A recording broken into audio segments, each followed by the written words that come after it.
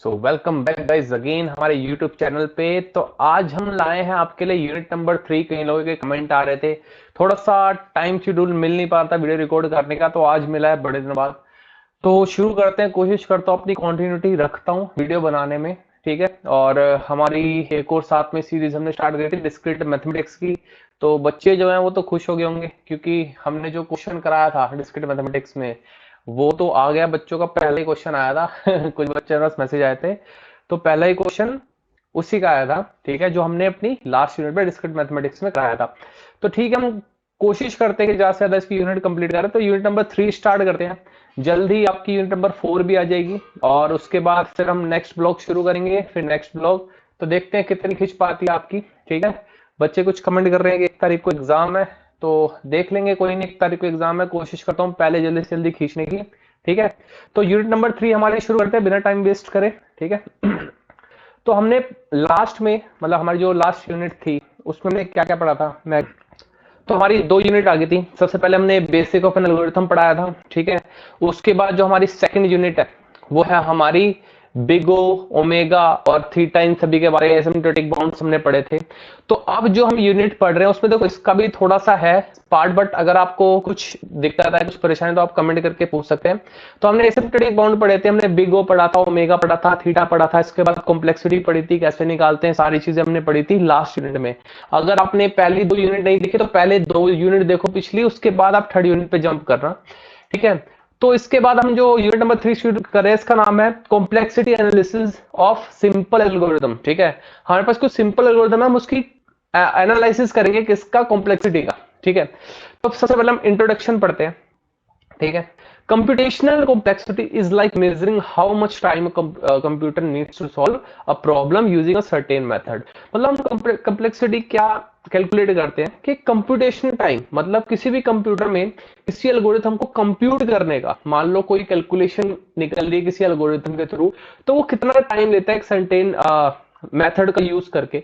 तो वो सब हम इसमें निकालते हैं कॉम्प्लेक्सिटी में, ठीक है। We often focus on worst case scenario. आपको पता है, मैंने बताया था लास्ट वीडियो में कि हम हमेशा वर्स्ट केस सिनेरियो कंसीडर करते हैं, क्योंकि वर्स्ट केस क्या होता है, हमारे पास 3 केस होते हैं, मैंने बताया था। एक होता है बेस्ट केस, एक होता है एवरेज केस, एक होता है worst case.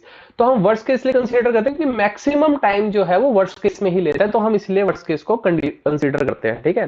Which is maximum time it could take, ठीक है। हमने बताया था मैक्सिमम टाइम लेते हैं, इसलिए हम वर्स्ट केस को करते हैं। There is also the average case which is typically time for giving for a given input size.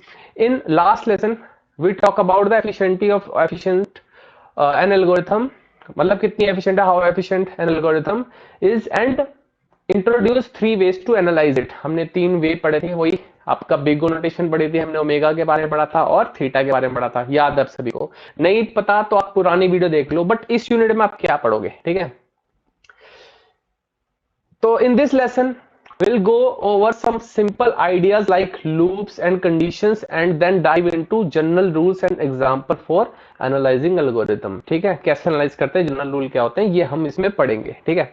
देखो इसमें कुछ रूल पढ़ाऊंगा मैं आपको, कुछ ऐसे रूल कि क्या क्या हमें फोकस करना है अगर हम किसी की भी कॉम्प्लेक्सिटी कैलकुलेट कर रहे हैं, ठीक है।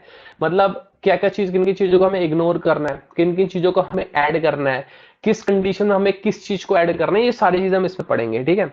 तो after studying this unit you should be able to algorithm to add n cube numbers, ठीक है। मतलब हम एक एल्गोरिदम पढ़ेंगे जिसमें हम क्या निकालेंगे, sum of cubes of n number. Suppose आपको 5 नंबर्स का क्यूब्स निकालना है, तो 1 का क्यूब प्लस 2 का क्यूब प्लस 3 का क्यूब प्लस 4 का क्यूब प्लस 5 का क्यूब, तो उन सभी का सम निकालने के हम एक एल्गोरिदम पढ़ेंगे। An algorithm to evaluate polynomial by Horner's rules. Horner's rule का कोई क्वेश्चन आता है जरूर, आप एक पढ़ लेना। हॉर्नर्स रूल अगर आपके आगे आ गया तो आप बहुत सिंपली कर सकते हैं। Analysis of matrix multiplication algorithm. Matrix multiplication मतलब हम क्रॉस मल्टीप्लिकेशन की बात कर रहे हैं इधर, ठीक है। तो क्रॉस मल्टीप्लिकेशन हम एल्गोरिथम के थ्रू पढ़ेंगे। इसके बाद define big omega and big theta notation, ये तो हमने पढ़ ही रखा है, ठीक है। एक्सपोनेंट इवैल्यूएशन इन लॉगरिथमिक कॉम्प्लेक्सिटी, जो भी लोगरिथम यूज करना सीखेंगे। Linear search and it's complexity analysis, linear search के बारे में पढ़ेंगे। और सबसे मेन जो हम मुद्दा पढ़ेंगे, basic sorting algorithm and analysis, जिसमें पढ़ेंगे बबल सॉर्ट के बारे में, ठीक है। आपको बबल सॉर्ट भी बताया जाएगा इस पूरी वीडियो में, तो बिल्कुल टेंशन फ्री होकर इस पूरी वीडियो को देखिए और एक एक चीज को समझ समझ के करिएगा। कॉपी पेन ले लो, साथ में लिखते जाना ताकि आपको याद रहे। बाकी मैं इस नोट्स का लिंक तो डिस्क्रिप्शन में दे ही देता हूं, है ना, तो ये भी आप कर लेना, ठीक है। लास्ट 2 यूनिट करना है पहले, उसके बाद इस यूनिट पे आना, तभी आपको समझ आएगी। और अगर आपने चैनल को सब्सक्राइब नहीं करा है तो सब्सक्राइब करो। हमारा टारगेट है अभी 1000 सब्सक्राइबर गेन करने का फर्स्ट, ठीक है। जल्दी से जल्दी नया माइक आएगा और नई नई वीडियो शुरू होंगी, ठीक है।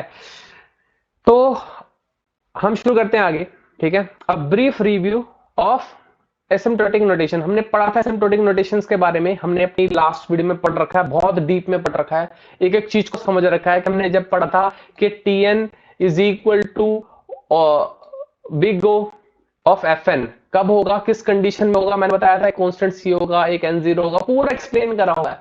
और कंडीशन क्या सेटिस्फाई करेगा, T N less than equal to क्या होगा, सी एफ एन, और for N is greater than and not. ये सारा हमने पढ़ा था लास्ट वीडियो, अब देख लो। अगर आपको नहीं पता लास्ट वीडियो एक बार देख लो, प्लेलिस्ट में एडेड है।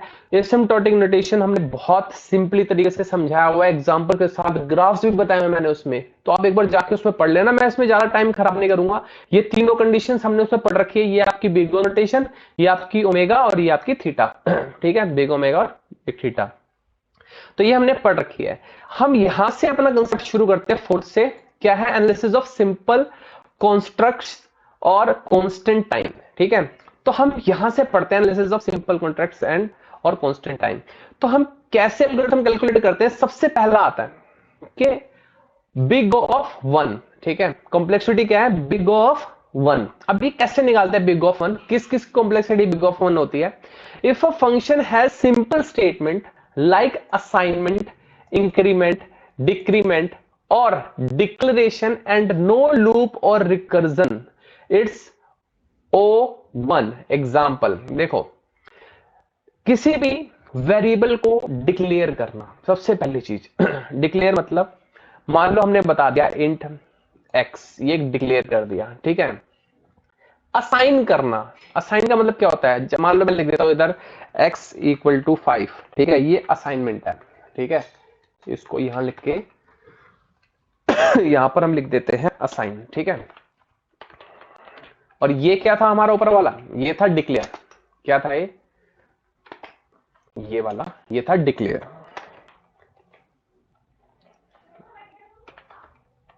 ठीक है। तो ये डिक्लेयर था। ये असाइनमेंट ऑपरेटर है जिसमें हम इक्वल टू को असाइन करते हैं। डिक्लेयर तो आप किसी को भी कर सकते हो, ठीक है।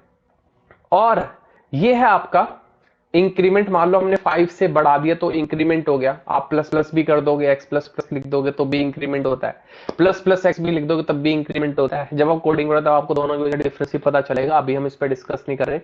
इसके बाद हमने माइनस करते हैं अगर उसमें से कुछ, तो उससे बोलते हैं डिक्रीमेंट। तो इंक्रीमेंट मतलब उसमें कुछ बढ़ाना, प्लस करना, और डिक्रीमेंट मतलब माइनस करना, मतलब प्लस माइनस कुछ भी करते हो आप किसी भी वेरिएबल में। तो ये सब, इन सब की कॉम्प्लेक्सिटी क्या होती है, 1 होती है, ठीक है।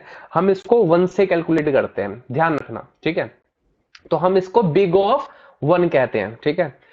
तो आपको मैंने एक रूल भी बताया हुआ है कि हम कॉम्प्लेक्सिटी जब भी निकालते हैं किसी भी मान लो फंक्शन की हमें कॉम्प्लेक्सिटी निकालनी है, तो हम उसकी मैक्सिमम डिग्री यूज करते हैं। जैसे मान लो अगर एक फंक्शन है, उसकी कॉम्प्लेक्सिटी क्या आ रही है, N square plus 5n plus 3, ठीक है, ऐसे आ रही है। तो हम उसको कंसीडर क्या करेंगे, सबसे मैक्सिमम डिग्री पावर मतलब एन स्क्वायर। तो उस पूरी कॉम्प्लेक्सिटी क्या होगी, एन स्क्वायर होगी, ठीक है। हमने पढ़ा था लास्ट वीडियो में, बाकी इस पर भी थोड़ा डिस्कस करेंगे। इसके बाद ये हो गया आपका कौन सा ऑपरेटर, सिंपल स्टेटमेंट, ठीक है। जितनी सिंपल स्टेटमेंट होती है उनकी कॉम्प्लेक्सिटी क्या होती है, 1 होती है, ध्यान रखना, ठीक है। बिग O कॉम्प्लेक्सिटी क्या होगी, 1 होगी, ठीक है। इसके बाद अगर आपकी लूपिंग स्टेटमेंट आती है जिसमें हम सिंगल लूप की बात करें, सिर्फ एक लूप है, तो उसकी कॉम्प्लेक्सिटी क्या होगी, उसको हम कंसीडर करते हैं n से।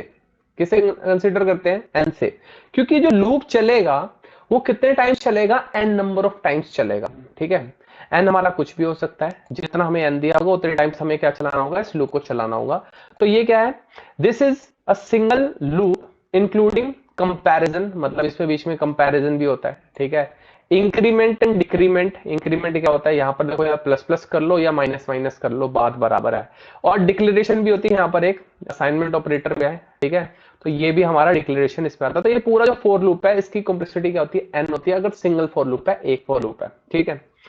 अगला आता है n to the power c, क्या है, n to the power c। मतलब c आपका कोई कांस्टेंट है और वो कुछ भी हो सकती है। सपोज n की पावर 2 है, ठीक है, या n की पावर 3 है, या n की पावर 4 है, कुछ भी है, ठीक है।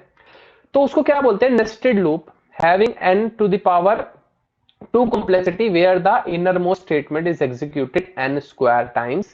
Example, most simple sorting algorithm fall into this category। अब देखो सिंपल सी चीज है, अगर एक लूप दिख रहा है तो हम उसको कंसीडर करते हैं n, और उस लूप के अंदर एक लूप दिख रहा है तो हम उसको कंसीडर करेंगे n स्क्वायर, ठीक है।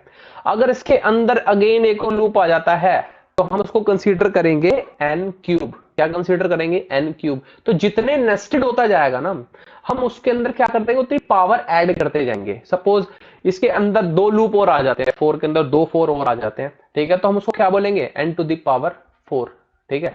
तो ये हमारी कॉम्प्लेक्सिटी होती है। इसके बाद अगला क्या है, if the loop index is divided और मल्टीप्लाई। देखो यहां पर क्या हो रहा है, n लूप आपका स्टार्ट हो रहा है 1 से, ठीक है, कंडीशन लगे if i less than equal to n, then क्या करना है, i multiply equal to c। Multiply equal to मतलब अब यहाँ प्लस प्लस माइनस माइनस नहीं हो रहा, या तो हम c को मल्टीप्लाई कर रहे हैं c से, ठीक है, i को, या फिर हम उसको यहां पर नीचे देखो डिवाइड हो रहा है ना, ये देखो क्या हो रहा है, divide equal to c। Divide equal to मतलब डिवाइड कर रहे हैं और इक्वल टू, जैसे हम सिंपली लिखते हैं किसी भी स्टेटमेंट को। सपोज मैं आपको एक स्टेटमेंट बताता हूं, जैसे हमने लिखा था, मान लो i equal to i divided by c, ये होता है। इसको हम इसी तरीके से लिखते हैं, इसको हम इस तरीके से लिख सकते हैं, i divide equal to c, ठीक है, इसका मतलब ये होता है, ठीक है। इसके बाद जो ऊपर मल्टीप्लाई वाला सिनेरियो है उसमें क्या है, इसका मतलब जो इसमें ये लिखा हुआ है i into equal to c, तो इसको ऐसे लिख सकते हैं हम कि अगर ये स्टेटमेंट ऐसी होती है i equal to i into c, ठीक है, मतलब i जो है उसकी वैल्यू को c से मल्टीप्लाई कर दो और जो आंसर है उसको दोबारा से i बना दो, ठीक है। तो इसको हम कैसे लिख सकते हैं, हम इसको ऐसे भी लिख सकते हैं, कैसे, i multiply equal to c, मतलब यही बात है ना। तो ये कंडीशन जो है, अगर आपका i जो है वो मल्टीप्लाई हो रहा हो या फिर डिवाइड हो रहा हो, तो हम कहेंगे उसकी जो कॉम्प्लेक्सिटी होगी क्या होगी, log n होगी। क्या होगी उस सेक्शन की कॉम्प्लेक्सिटी, log n होगी, ठीक है। इसके बाद इसको मैं हटा देता हूं यहां से, तो जस्ट आपको समझाने के लिए था, ठीक है। इसके बाद time complexity of consecutive loops, मतलब एक के बाद एक लूप आ रहा है, ठीक है। तो सपोज ये वाला लूप जो है वो m टाइम्स चल रहा है, क्योंकि m तक चलेगा, ठीक है, क्योंकि i less than equal to m होना चाहिए, ठीक है। और यहां पर ये वाला जो लूप चल रहा है वो n टाइम्स चल रहा है। कितने टाइम्स चल रहा है, n टाइम्स। तो इसकी जो कॉम्प्लेक्सिटी होगी वो होगी complexity big of m plus big of n, तो टोटल हो जाएगा big of m plus n, ठीक है। मतलब इसकी कॉम्प्लेक्सिटी क्या हो जाएगी, ऐड हो जाएगी दो लूप के, ठीक है। इसके बाद जो इफ एल्स कंडीशंस होती है, consecutive if else statement, this time complexity is testing condition time plus the larger running time of the statement 1 और स्टेटमेंट 2 एग्जांपल। तो देखो टेस्टिंग की तो कॉम्प्लेक्सिटी काउंट होती है प्लस ये जो है स्टेटमेंट, इन दोनों में से जोन सी स्टेटमेंट ज्यादा टाइम लेगी। सपोज एग्जांपल बताता हूं अगर इफ कंडीशन सेटिस्फाई होती है और ये कंडीशन एग्जीक्यूट होती है, तो मान लो इसके अंदर हमारे 2 लूप डले हुए हैं, ठीक है, और इस वाली कंडीशन के अंदर हमारा एक लूप डला हुआ है, फॉर लूप, ठीक है। तो इसके अंदर अगर 2 लूप डले हुए हैं, दैट मींस इसके अंदर जो कॉम्प्लेक्सिटी होगी n स्क्वायर होगी, और इस वाली कॉम्प्लेक्सिटी क्या होगी, सिर्फ n होगी, क्योंकि यहाँ पर सिंगल लूप है इसमें। तो इस कंडीशन में हम जो मैक्सिमम वाली होती है हम वो कंसीडर करते हैं। जो मैक्सिमम वर्स्ट केस क्या हो सकता है, मतलब खराब से खराब कितना चल सकता है, ज्यादा से ज्यादा n स्क्वायर तक चलेगा, तो हम n स्क्वायर कंसीडर करेंगे उस कंडीशन में, समझ गए, ठीक है। तो हमारे लिए हमने कुछ चीजें पढ़ी, ठीक है। इसके बाद अगला आता है एनालिसिस ऑफ सिंपल एल्गोरिथम। देखो अब हम बढ़ते हैं एनालिसिस की तरफ, अब हम एनालिसिस कर रहे हैं एल्गोरिथम्स का, ठीक है। तो उसमें कुछ रूल्स है, मैं आपको बता रहा हूं, ठीक है। In this part we will look at the analysis of straight forward algorithms to simplify the complexity analysis. We will apply some general rules. कौन कौन से रूल, सबसे पहला rule, default is big O. हमें क्या कंसीडर करना है, default big ओ करना है, ठीक है। जहां पर भी ओ लिखा हो, तो अगर मैं बोल रहा हूँ कॉम्प्लेक्सिटी, मतलब बिग ओ कॉम्प्लेक्सिटी ही बोल रहा हूं मैं उसकी, ठीक है, ये ध्यान में रखना, ठीक है। We default to use big O for running time, तो हम हमेशा क्या यूज करते हैं, बिग ओ करते हैं। तो पहला रूल तो ये दिमाग में बिठा लें जब भी आप किसी भी एल्गोरिथम की कॉम्प्लेक्सिटी कैलकुलेट कर रहे हो, ठीक है। दूसरा आता है इग्नोर लो ऑर्डर टर्म, ठीक है। लो ऑर्डर टर्म मतलब we don't consider low order term. Low order मतलब ऐसी टर्म्स, मान लो एक पूरा हमारा आगे एक पॉलिनोमियल दिया हुआ है, उस पॉलिनोमियल में सपोज हमारा लिखा है X square N square N cube N, और फिर लिखा है कोई नंबर कांस्टेंट, ठीक है। तो जो लो ऑर्डर वाली टर्म्स होगी ना, मतलब जो सबसे हायर ऑर्डर उससे जो कम ऑर्डर वाली होगी, ठीक है, वो हम क्या करेंगे, उसको इग्नोर कर देंगे। उसको क्या कर देंगे, इग्नोर कर देंगे। जैसे एक एन क्यूब है, एक ही एक्सपोनेंट में मान लो एक एन क्यूब है और एक एन स्क्वायर है, ठीक है।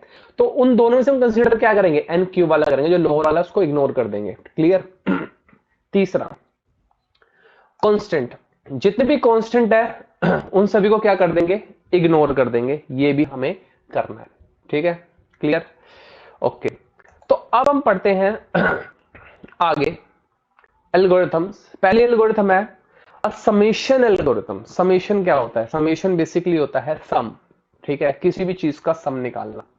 सपोज हमें क्या निकालना है, क्यूब्स का सम निकालना है। क्या निकालना है, क्यूब्स का सम, ठीक है। तो समेशन एल्गोरिथम हमें कैसे बताएगी कि क्यूब्स का सम कैसे निकालना है। देखो मैं एग्जांपल बताता हूं, यहां पर लिख के थोड़ा सा ड्रॉ करने की कोशिश करता हूं कुछ, ठीक है।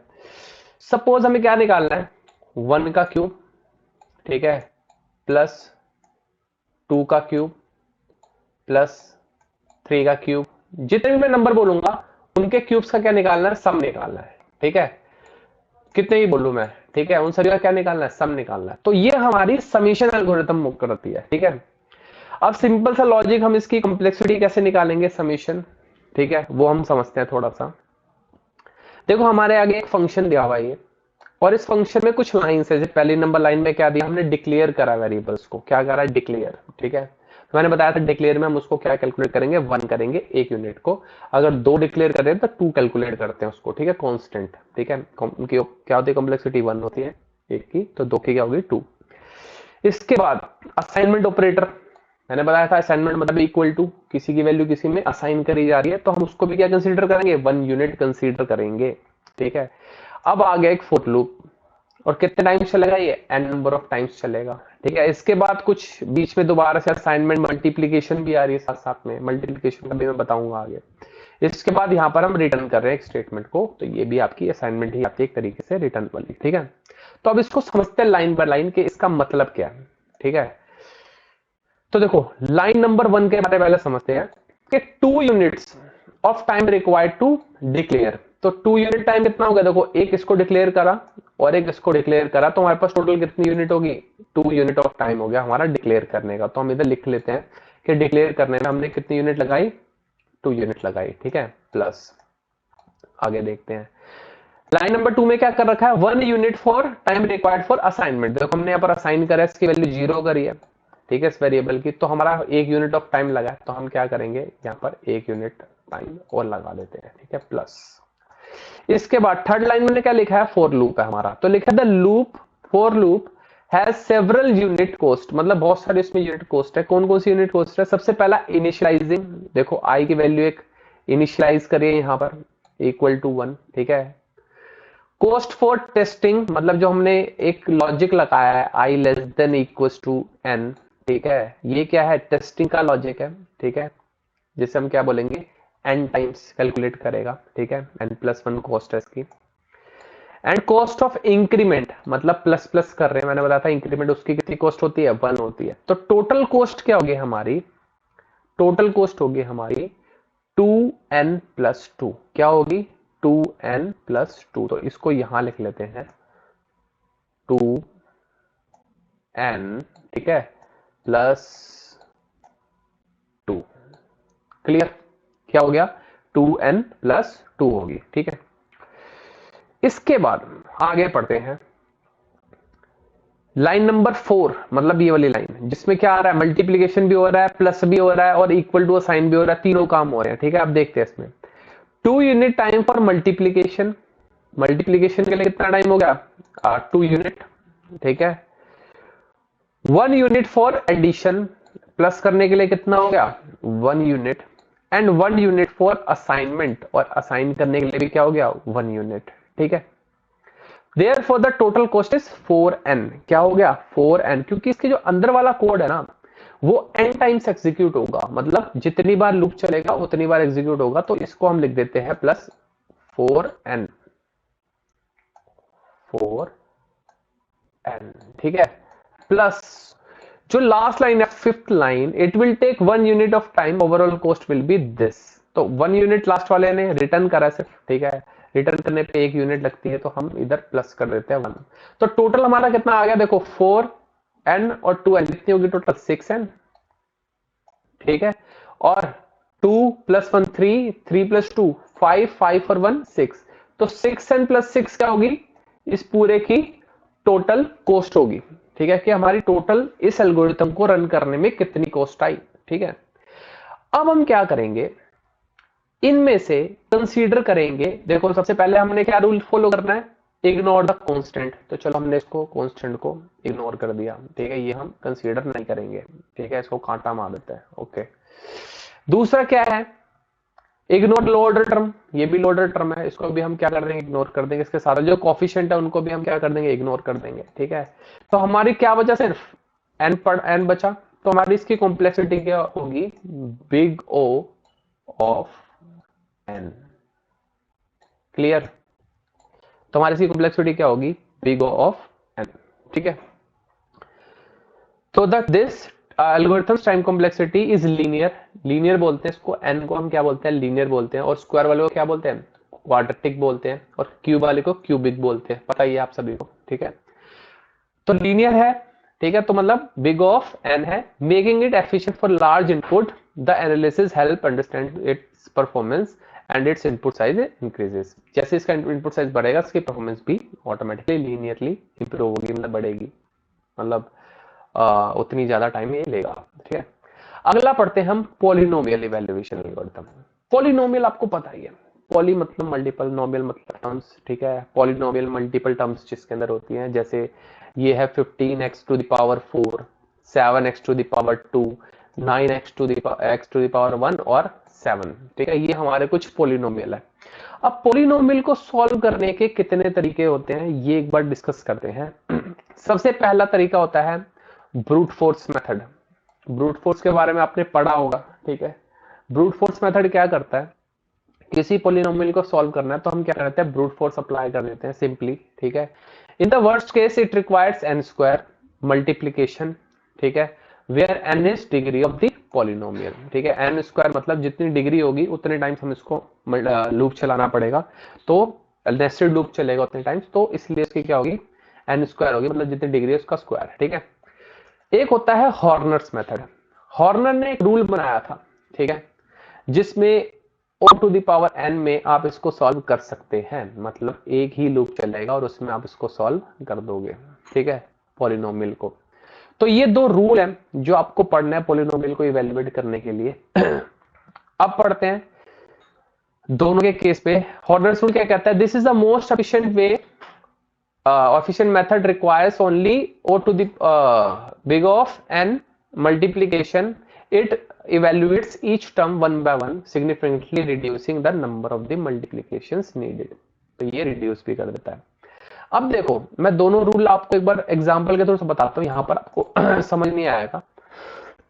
मैं इसके एग्जांपल के थ्रू आपको समझाता हूँ कि ये कैसे वर्क करता है, ठीक है। नोट्स तो मैं शेयर कर ही दूंगा, ठीक है, बाकी आप एग्जांपल के थ्रू समझ जाना, ठीक है। सबसे पहले ब्रूट फोर्स को समझते हैं, ठीक है। Brute force is straight forward and executive approach to problem solving where all possible solutions are systematically tried in the order to find the best one, ठीक है। मतलब सारे कॉम्बिनेशंस ट्राई कर देते हैं और बेस्ट वन हमारा निकल जाता है, वही ब्रूट फोर्स आपकी टेक्निक होती है। अब पॉलिनोमियल में कैसे करते हैं ब्रूट फोर्स, देखो यहाँ पर एक एग्जांपल है। क्या करा, एक पॉलिनोमियल है, ठीक है, 2x3, ठीक है, और ये 3x2 और 5x और 7, ठीक है, ये पावर है बेसिकली। इसको मैं यहाँ पावर बना देता हूँ ताकि आपको समझ आ जाए। पॉलिनोमियल है, ठीक है। अब इसको सॉल्व कैसे करना है? ब्रूट फोर्स के थ्रू। जैसे देखो यहाँ पर 2 है, ठीक है, क्या है यहाँ पर 2 है, तो 2x टू द पावर 3, ठीक है, 3x टू द पावर 2, ठीक है, और 5 इंटू एक्स और -7। तो हमने क्या करा, बेसिकली 2 रखा और इसको सॉल्व कर दिया, ठीक है, जो भी पूरी इक्वेशन है उसको सिंपली हमने सॉल्व कर दिया। तो ये हमारा ब्रूट फोर्स हो गया, ठीक है। इसके बाद अगला आता है हमारा हॉर्नर्स मेथड, ठीक है। हॉर्नर्स मेथड क्या कहता है, देखो मैं इसको अगर एग्जांपल को बुक में समझा पाऊं तो ज्यादा अच्छे से आपको क्लियर समझ आएगा। देखो ये रहा पॉलिनोमियल इवैल्यूएशन। देखो मान लो आपके पास एक पॉलिनोमियल है, ये रहा, इसको थोड़ा जूम कर लेते हैं और इस साइड वाले सिस्टम को हाइड कर देते हैं ताकि आपको अच्छे से समझ आ जाए, ठीक है। तो ये हमारा पूरा पॉलिनोमियल है, क्या है, 15x टू द पावर 4, ठीक है, और 7x टू द पावर 2, ठीक है। ये हमारा एग्जांपल है एक पॉलिनोमियल का, एक ही था एग्जांपल। अब इन सभी पॉलिनोमियल्स को हम किससे सॉल्व कर सकते हैं, ब्रूट फोर्स से सॉल्व कर सकते हैं। तो देखो यहाँ पर एक पॉलिनोमियल्स को सॉल्व करा हुआ है, क्या है, 15x टू द पावर 4 को हमने क्या लिख दिया, 15 into x into x into x into x, मतलब 4 बार x मल्टीप्लाई कर दिया, ठीक है। ये ब्रूट फोर्स मेथड है, ध्यान से देखना, ठीक है।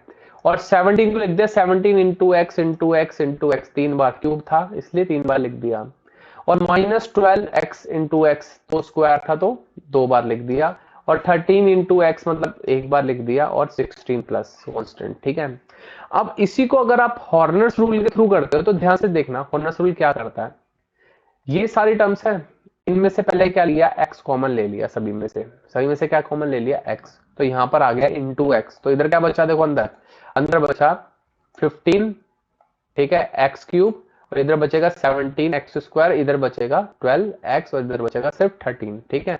इसके बाद जो अंदर वाली टर्म्स है इन तीन में से, फिर इनमें से एक्स कॉमन ले लिया, सेम ऐसी इन दोनों में से एक्स कॉमन ले लिया, और फिर लास्ट में इसमें एक्स है, ठीक है, मल्टीप्लाई में। तो इसको कैसे सॉल्व करते हैं, जो हमारे कॉफिशिएंट होते हैं सारे हमारे पास एरे होते हैं, इनके कॉफिशिएंट की, कॉफिशिएंट होता है बेसिकली आपके मल्टीप्लीकेशन एक्स के मल्टीपल्स, ठीक है। तो पहले का कॉफिशिएंट इंटू एक्स प्लस अगला कॉफिशिएंट, ठीक है। जो आंसर आया उस पूरे को इंटू एक्स, और जो प्लस करना है अगला कॉफिशिएंट आपका वही माइनस का 12 है, तो -12 आपका प्लस हो जाएगा इसमें, मतलब minus plus minus, okay. Same ऐसे ही पूरे को मल्टीप्लाई करा एक्स से और प्लस नेक्स्ट कॉफिशिएंट, सेम ऐसे ही पूरे को मल्टीप्लाई करा एक्स से प्लस नेक्स्ट कोफिशिएंट। तो ये इस तरीके से हॉर्नर्स रूल, हॉर्नर्स मेथड जो है वो वर्क करता है, ठीक है। चलो एग्जांपल बताता हूँ इसका, इसी एग्जांपल को मैं एक बार लिख के समझाता हूँ और आपको एक्सप्लेन करता हूँ, ठीक है, ब्रूट फोर्स और ये वाला एग्जांपल, ठीक है। तो मैं यहाँ पर ले लेता हूँ स्क्रीनशॉट, इन दोनों का कॉपी भी कर लेता हूँ।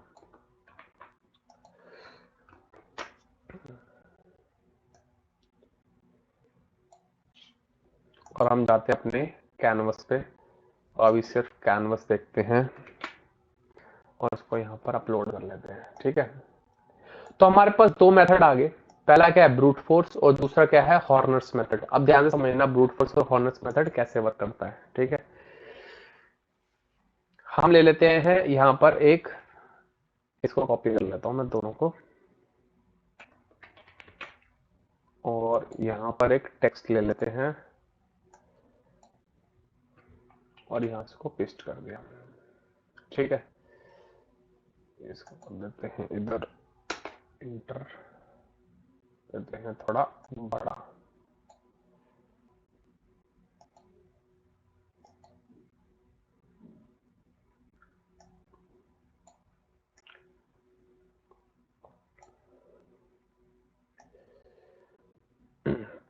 ठीक है।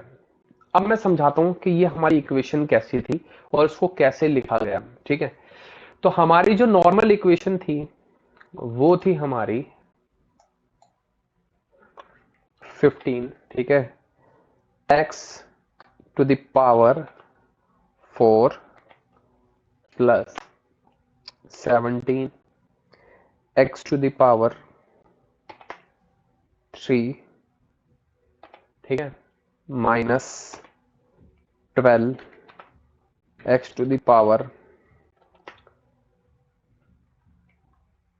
2 plus 13 X to the power, sorry simple X 13x, और लास्ट में है प्लस 16। ठीक है, अब इस पूरी इक्वेशन को आप ध्यान से समझना कि ये इक्वेशन है क्या और ये कैसे मतलब इसको सॉल्व करना है। ठीक है, ब्रूट फोर्स से और हॉर्नेट्स रूल से। तो ब्रूट फोर्स बेसिकली क्या करता है, पावर्स कैलकुलेट करता है टर्म्स की, ठीक है, और कोफिशिएंट होता है हमारे पास, तो उससे हम उसको सॉल्व कर लेते हैं। तो अब हम क्या करेंगे, बेसिकली हमारे पास एक एरे हो जाएगी, ठीक है, यहाँ पर एक एरे हो जाएगी जिसमें हम इसके सारे कोफिशिएंट जो हैं वो स्टोर करके रखेंगे। ठीक है, जैसे ये हमारी एक एरे है, इसमें पहला कोफिशिएंट हो गया 15, दूसरा कोफिशिएंट हो गया आपका 17, तीसरा कोफिशिएंट हो गया -12, ठीक है, और चौथा कोफिशिएंट हो गया आपका 13, और पांचवा कोफिशिएंट मान लो 16। ठीक है, ये पूरी हमारे पास एक एरे है। ठीक है, अब इस एरे के अंदर आप अगर ध्यान दोगे थोड़ा सा,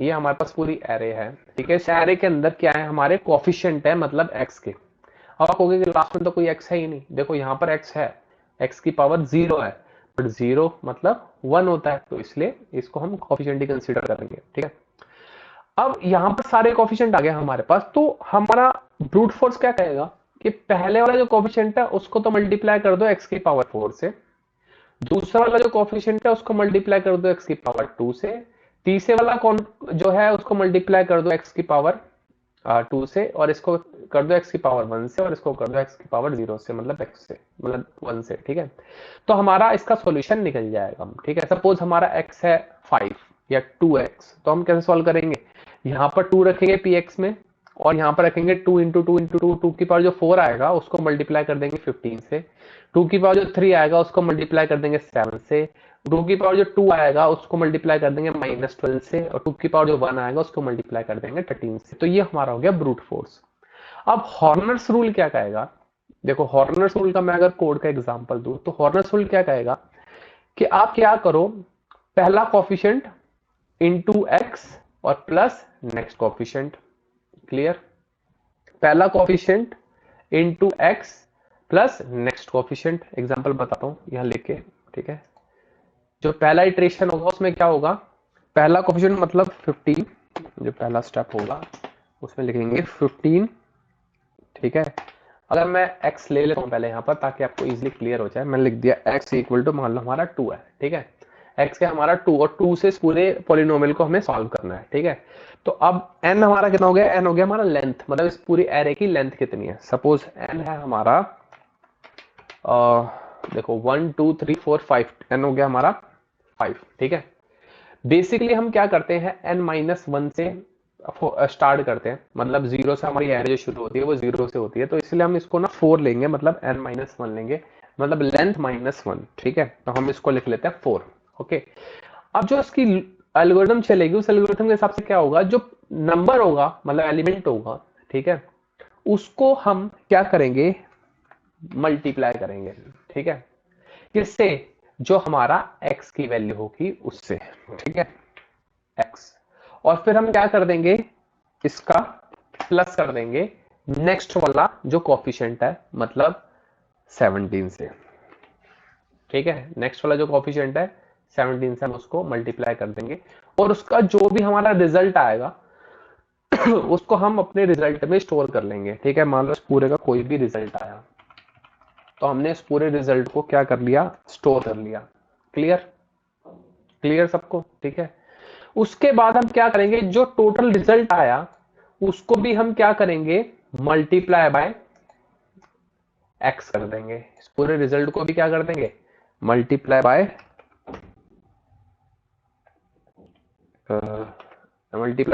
एक्स। ठीक है, और फिर प्लस कर देंगे उसका नेक्स्ट वाला कोफिशिएंट, तो प्लस नेक्स्ट कोफिशिएंट क्या है हमारा, -12।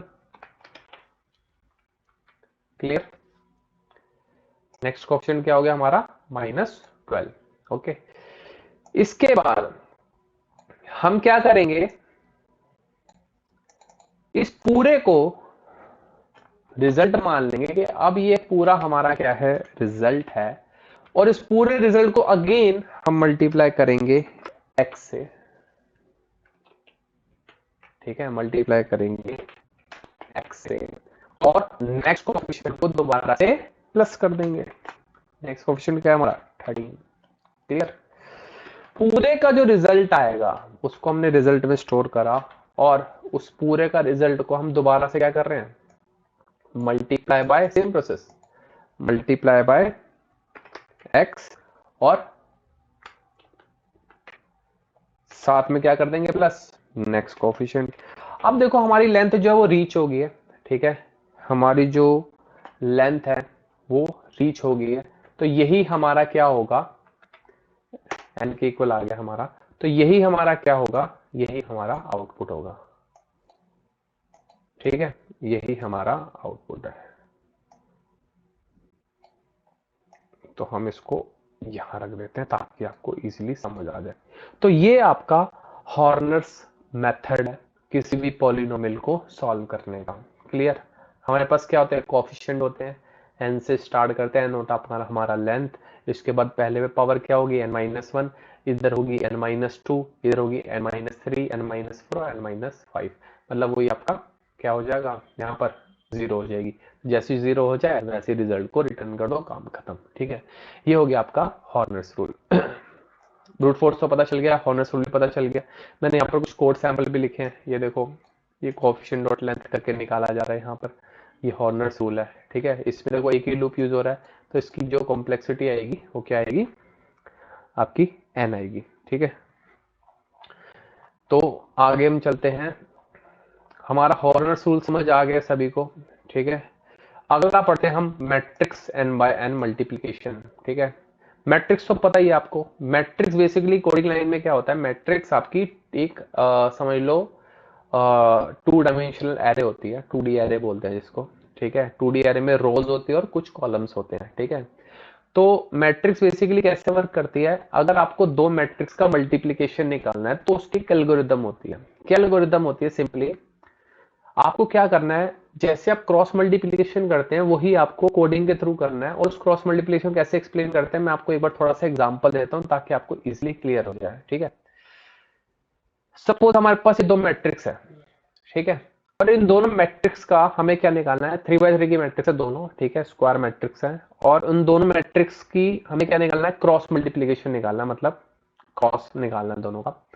तो क्रॉस कैसे निकालते हैं मैट्रिक्स का, चलो ये थोड़ा सा हम क्लियर करते हैं। आपको मैथ तो आती होगी सभी को, अगर नहीं आती कोई बात नहीं, मैं थोड़ा सा एक बार आइडिया दिलवा देता हूँ, आपकी पुरानी यादें ताजा कर देते हैं।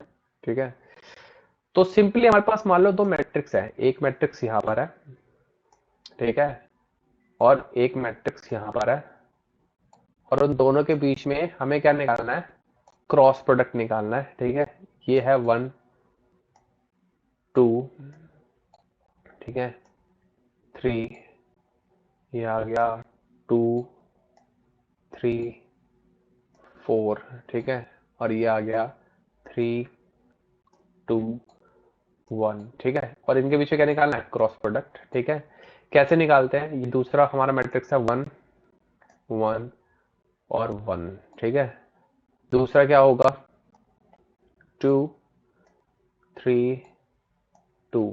ठीक है, इसके बाद क्या होगा 3 2 और 1। ठीक है, अब इन दोनों में जब आपको क्रॉस प्रोडक्ट निकालना है, तो क्रॉस प्रोडक्ट निकालने के लिए सबसे पहले आपको पता होना चाहिए क्रॉस प्रोडक्ट मैथ में कैसे निकालते हैं, मैथमेटिकली इसको कैसे सॉल्व करा जाता है। ठीक है, तो देखो क्रॉस प्रोडक्ट क्या निकालता है, हम क्या करते हैं, रो को मल्टीप्लाई कर देते हैं कॉलम से और सारे आंसर को क्या कर देते हैं, प्लस कर देते हैं। देखो सिंपल सा लॉजिक, मान लो मैंने ये वाली रो ली, ठीक है, और ये वाला कॉलम लिया। ठीक है, अब मैं क्या करूंगा, रो को मल्टीप्लाई करूंगा कॉलम से, तो इस पूरे को उठा के इसके साथ में रख देते हैं। तो देखो इसको मैं ना ऐसे लिख रहा हूं, इसी शेप में। ठीक है, पहले आ गया 1, दूसरा आ गया 2, तीसरा क्या आ गया 3, मतलब यही वाला मैंने इसके पैरेलल रख दिया यहाँ पर। ठीक है, उठा के मैंने क्या कर दिया, इसके पैरेलल रख दिया। ठीक है, ये वाला इसी के। ठीक है, दूसरा क्या है हमारा 1 2 3 ही है। ठीक है, 1 2 और 3 है। अब देखो 1 इंटू 1 क्या होगा, 1 1 जा 1, ठीक है, 2 इंटू 2 क्या होगा, 2 2 जा 4, और 3 इंटू 3 क्या होगा, 3 3 जा 9, ठीक है।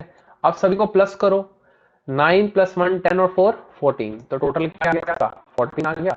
अब 14 की प्लेस क्या होगी, देखो अब इन दोनों को आप देखो कि ये कहां पर क्रॉस कर रहे हैं। सपोज मैं इस पूरे मैट्रिक्स को उठा के और इस पूरे को मैट्रिक्स को उठा लूं और दोनों को क्या कर दूं, एक के ऊपर एक रख दूं, तो ये दोनों कहां पर क्रॉस करेंगे, इस वाले पॉइंट पे क्रॉस करेंगे, इस वाले पे। देखो एग्जांपल बताता हूं, अलग कलर से मार्क कर लेके, ठीक है। सपोज मैंने क्या करा, ये वाला ऐसे है, ठीक है, ये वाला ऐसे है और ये वाला ऐसे है, तो ये वाला आपका हो गया ऐसे, ठीक है। तो दोनों कहां क्रॉस करेंगे, यहां पर क्रॉस करेंगे। तो ये जो आंसर आएगा 14, वो आपका इस प्लेस पे आएगा चौथे मैट्रिक के, ठीक है। चौथा मैट्रिक मतलब जो इसका आंसर आएगा, ठीक है, मैट्रिक्स का, उसका जो ये वाला एलिमेंट होगा वो होगा आपका 14। क्लियर, ये वाला एलिमेंट होगा आपका 14। ओके, सेम ऐसे ही अगर हम अगेन दूसरा निकालते हैं, इसी रो को हम दूसरी रो के साथ कंपेयर करते हैं, मतलब इस वाली रो के साथ। इस बार हम इस रो को इस वाली रो के साथ कंपेयर कर रहे हैं। क्लियर, अगर इस रो को इसके साथ करेंगे तो सेम प्रोसेस हमें इधर चलाना पड़ेगा, ठीक है। 1 1 जा 1, ठीक है, 2 3 जा 6 और 3 2 जा 6। टोटल कितना है, 12 और 1 13, तो देखो 13 आया टोटल। और यही 13 हमारा किस पोजीशन पे आएगा, देखो अगर दोनों को क्रॉस करेंगे तो ये वाला एलिमेंट जो आएगा वो आएगा हमारा 13। सेम उसी तरीके से अगर आप बाकी को सॉल्व करेंगे तो यहाँ आएगा आपका 8 और यहाँ आएगा आपका 20 और यहाँ आएगा आपका 19 और यहाँ आएगा आपका 12 और यहाँ आएगा आपका 32 और यहाँ आएगा आपका 31 और यहाँ आएगा आपका 20। तो ये होता है आपका क्रॉस प्रोडक्ट, ठीक है। अब कोडिंग की लाइन में अगर आपको उसको निकालना है, मतलब कोड से अगर आपको उसको निकालना है, तो सिंपल सा देखो कैसे निकलेगा। सबसे पहले हम एक फॉर लूप चलाएंगे, ठीक है, जो n से 0 से लेके n-1 तक चलेगा, ठीक है। उसके अंदर एक और लूप चलेगा जो दूसरे मैट्रिक्स के 0 से लेके n-1 तक चलेगा, ठीक है। और उसके अंदर क्या करेंगे, हम एलिमेंट्स बनाएंगे, ठीक है। ये हमारे एलिमेंट्स बनेंगे जिसपे लूप चलेगा n- तक, 0 से लेके एक और तीसरा लूप, और वो असाइन करेगा तीसरे मैट्रिक्स की वैल्यू को। कैसे, ये तो आपका 0 होगा बाय डिफॉल्ट, यहाँ पर देखो ये 0 है ना, लेकिन 0 प्लस ये मतलब ये एलिमेंट और ये मतलब मल्टीप्लीकेशन है, ठीक है, इन दोनों का, ये वाला मल्टीप्लाई ये वाला, ठीक है, इन दोनों का मल्टीप्लीकेशन इधर प्लस कर देगा इसमें। और जब फोर लूप कंप्लीट हो जाएगा तो इसकी जो वैल्यू निकलेगी वो हमारा प्लस करके टोटल यही वाला एलिमेंट निकलेगा, ठीक है, ये वाला एलिमेंट। तो सिंपल सी चीज है कि हम क्या करेंगे, यहाँ पर कितने लूप लग रहे हैं, देखो पहला लूप, उसके अंदर दूसरा लूप और उसके अंदर तीसरा लूप, 3 लूप लग रहे हैं, वो भी नेस्टेड, एक के अंदर एक, एक के अंदर एक, एक के अंदर एक। तो हमने ये पढ़ा था जब हम कॉम्प्लेक्सिटी निकालते हैं तो एक लूप के लिए हम n, अगर उसके अंदर एक और लूप आ रहा है तो n स्क्वायर, और उसके अंदर एक और लूप आएगा तो मैंने बताया था ना n क्यूब, है ना। तो इसकी कॉम्प्लेक्सिटी क्या होगी, इसकी कॉम्प्लेक्सिटी होगी n क्यूब। तो देखो इसकी कॉम्प्लेक्सिटी आ गई यहाँ पर n⁻3। क्लियर, मैट्रिक्स का आप कोई भी एल्गोरिथम पढ़ लेना, सभी लैंग्वेज बराबर है। ये शायद आपका, मेरे को जहां तक लग रहा है ये पाइथन में है, ठीक है। बाकी आप किसी में भी निकाल लो, C C plus plus, language doesn't matter, आप किसी भी लैंग्वेज निकालो, बस आपको लॉजिक समझ आना चाहिए, ठीक है। इसके बाद अगला आता है एक्सपोनेंट इवैल्यूएशन, ठीक है। एक्सपोनेंट का मतलब क्या होता है, पावर्स, ठीक है। तो हमने क्या क्या पढ़ लिया, हमने पढ़ लिया कि अगर किसी भी एल्गोरिथम में समेशन निकालना हो तो हम उसको एल्गोरिथम कैसे कैलकुलेट करेंगे, कितना टाइम लगेगा, हमारा लीनियर अगर होता है तो हमारा n का टाइम लगता है।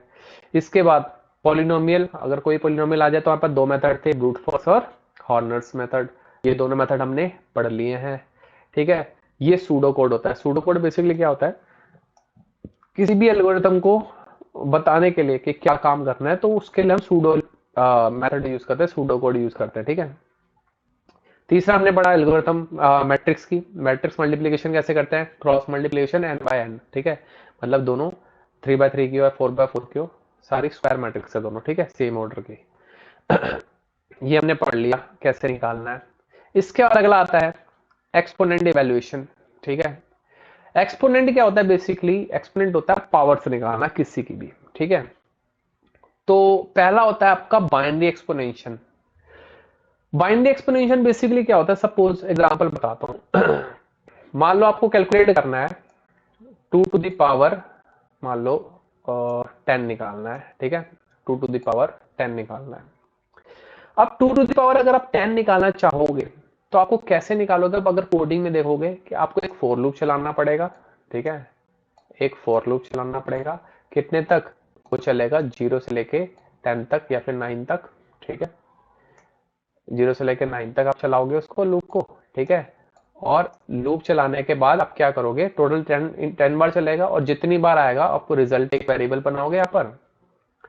सपोज आपने बनाया इधर एक रिजल्ट, ठीक है। और रिजल्ट की वैल्यू मान लो स्टार्टिंग में आपकी 0 है, या नहीं 0 नहीं, इसकी 1 कर देते हैं, स्टार्टिंग में वैल्यू 1 है। और यहां पर आप क्या करोगे? उसको 2 से मल्टीप्लाई करते जाओगे, तो 1 इंटू 2 इक्वल टू रिजल्ट, मतलब रिजल्ट इक्वल टू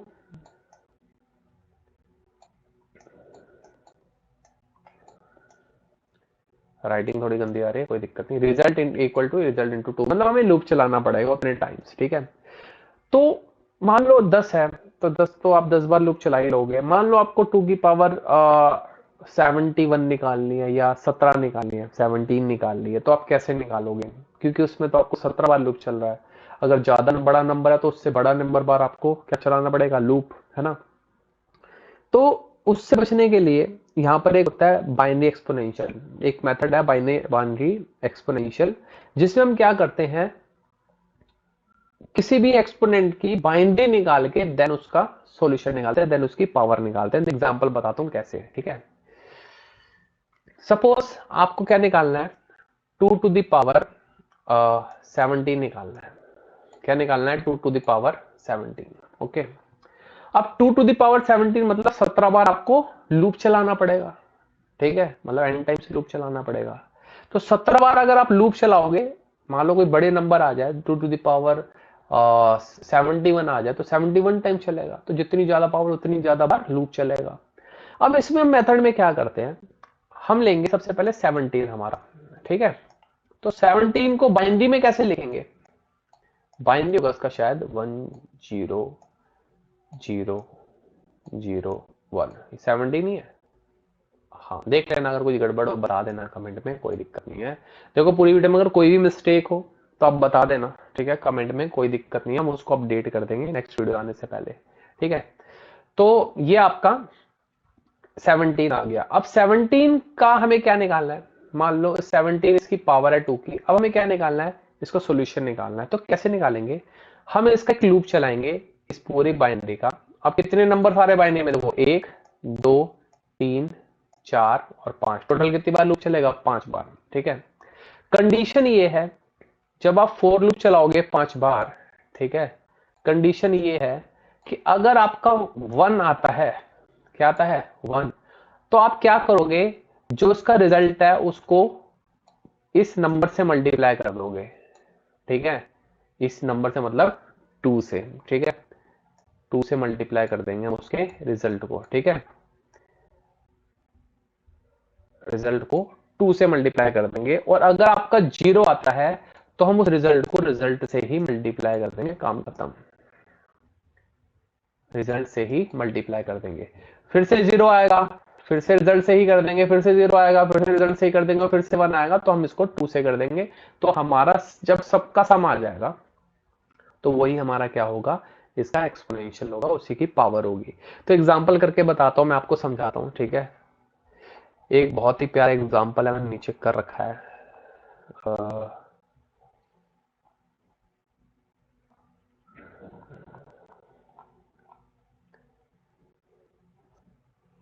हाँ, ये रहा। तो ये है right to left binary exponential algorithm, ठीक है। राइट टू लेफ्ट मतलब हम राइट से लेफ्ट की तरफ जाएंगे, ठीक है। देखो ये राइट है, यहां से लेफ्ट की तरफ आ रहे हैं, ठीक है। ये राइट टू लेफ्ट है। एक लेफ्ट टू राइट भी होती है जिसपे हम लूप जो है यहां से यहां की तरफ चलाते हैं। तो सिंपली कुछ नहीं है, लेफ्ट टू राइट में लेफ्ट से राइट की तरफ लूप चलेगा, राइट टू लेफ्ट में राइट से लेफ्ट की तरफ लूप चलेगा। तो देखो क्या करा हमने, सिंपल सा, हमें क्या निकालना था, हमें निकालना था 2 टू द पावर 17। क्या निकालना था, 2 टू द पावर 17। तो हमने एक फंक्शन बनाया, देखो लैंग्वेज डजंट मैटर, आप किसी भी लैंग्वेज में कर सकते हैं, आपको बस एक एग्जांपल के तौर पे एक फंक्शन बना के बताया है। तो यहाँ पर एक फंक्शन है, उस फंक्शन के अंदर बेस दिया और एक उसकी एक्सपोनेंशियल दी, मतलब उसकी पावर। सपोज 2 की पावर 17 निकालना है हमें, तो 2 बेस हो गया 2 और 17 उसका एक्सपोनेंट हो गया। तो हम क्या करेंगे, सबसे पहले देखो ये हो गया आपका बेस और ये हो गया इसका एक्सपोनेंट। तो जो पावर है एन है, उसको पहले हमने कन्वर्ट कर लिया बाइनरी में। ये फंक्शन क्या करेगा, उसकी बाइनरी में कन्वर्ट करके एक एरे बना के दे देगा, ठीक है। इसके बाद हम क्या करेंगे, सॉरी ये इसको बाइनरी में कन्वर्ट कर देगा, ठीक है, इस नंबर को एन को, मतलब पावर को हमने 17 को बाइनरी में कन्वर्ट कर लिया। तो हमारा आंसर क्या आ गया, इधर इधर आ गया 10001, ठीक है। ये हमारा 17 है, एक है हमारा 17 मतलब पावर, ओके। ये 17 आ गया हमारा। अब हमने क्या करा, रिजल्ट को बाय डिफॉल्ट माना हमने 1, रिजल्ट को क्या माना 1, ठीक है। और x को हमने क्या मान लिया, ए जो आपका बेस है, ये क्या आपका बेस, ठीक है, जिसको हम बोल देंगे 2 है हमारा, ठीक है, बेस हमारा 2 है। अब ये जो लूप चलेगा वो कहां से चलेगा, i equal to length, i equal to length minus 1। Length minus 1 हमने क्यों करा, देखो मान लो इसके अंदर कितने कैरेक्टर हैं, 1 2 3 4 5 है, ठीक है। तो लूप क्या चलेगा, 0 से 4 तक चलेगा। तो इसलिए हमने इधर क्या करा, l माइनस 1 कर दिया, ठीक है। मतलब 4 से हम 0 तक चलाएंगे लूप, इसलिए हमने l माइनस मतलब लेंथ माइनस 1 करा, ठीक है। और हमने यह कंडीशन लगा दी, अगर i की वैल्यू ग्रेटर देन है 0 से, तब तक क्या करते रहो, i को माइनस माइनस करते रहो, मतलब एक एक उसकी वैल्यू कम करते रहो, ठीक है, मतलब -1 करते रहो, ठीक है। अब यहां पर क्या करा मैंने, ये देखा, ये देखो यहां पर लिखा हुआ है कि अगर उसकी वैल्यू मतलब बाइनरी ऑफ आई, मतलब उसके अंदर जो आई की आई इंडेक्स पे जो वैल्यू है, अगर वो 1 आती है, मैंने बोला था ना, अगर यहां पर वैल्यू जो है आपकी 1 आती है, तो हम क्या करेंगे, उस बेस से उसको मल्टीप्लाई कर देंगे। देखो मैंने क्या करा, यहां पर result equal to into equal to X, क्या कर दिया, इंटू इक्वल टू एक्स कर दिया, ठीक है। नहीं तो एल्स में हमने क्या करा, उसका स्क्वायर निकाल दिया, मतलब उसको उसी से मल्टीप्लाई कर दिया, क्लियर। रिजल्ट को रिजल्ट से ही मल्टीप्लाई कर दिया, बेस को बेस से मल्टीप्लाई कर दिया, क्लियर। तो हमने यही सिंपल सा लॉजिक यहां पर यूज करा, और इससे जो हमारा रिजल्ट निकलेगा, ठीक है, वो हमारा क्या निकलेगा, सभी को प्लस करके, मतलब जब सभी का सम आ जाएगा, सम नहीं बेसिकली हम मल्टीप्लीकेशन ही निकाल रहे हैं सभी का, तो सबको मल्टीप्लाई करके जो आंसर आएगा वो हमारा उसकी पावर आ जाएगी, क्लियर। तो ये ऐसे चलेगा कि जितनी पावर होगी उसको हम क्या करेंगे, यहां पर बढ़ाते जा रहे हैं और चल रहा है, ठीक है। तो ये हमारी टोटल कंडीशन है जिसपे हमें, जिसमें हमने क्या यूज करा है, right to left method use करा है। अब लेफ्ट टू राइट में जैसे यहां पर हमने क्या करा, लेंथ से माइनस करते हुए जा रहे हैं ना, तो ये क्या राइट टू लेफ्ट है, ऐसी लेफ्ट टू राइट में हम क्या करेंगे, यहां पर प्लस करते हुए जाएंगे और 0 से स्टार्ट करेंगे, कहां तक, लेंथ तक, ठीक है, लेंथ -1 तक चलेगा वैसे, ठीक है, लेंथ -1 तक चलेगा। तो ये कंडीशन बस थोड़ी सी चेंज होती है लेफ्ट टू राइट में, ये राइट टू लेफ्ट है, इसलिए कंडीशन ये वाली लगी हुई है, ठीक है। तो ये हमारा सिंपल सा एक्सपोनेंशियल हो गया आपका पावर, ठीक है। तो हमने कहां तक पढ़ लिया, ये भी पढ़ लिया, एक्सपोनेंशियल इवैल्यूएशन भी पढ़ लिया हमने, ठीक है। अब आता है अगला हमारा लीनियर सर्च। लीनियर सर्च क्या होता है, लीनियर सर्च होता है बेसिकली आपको एक एरे के अंदर किसी एलिमेंट को सर्च करना है, उसे हम बोलते हैं लीनियर सर्च।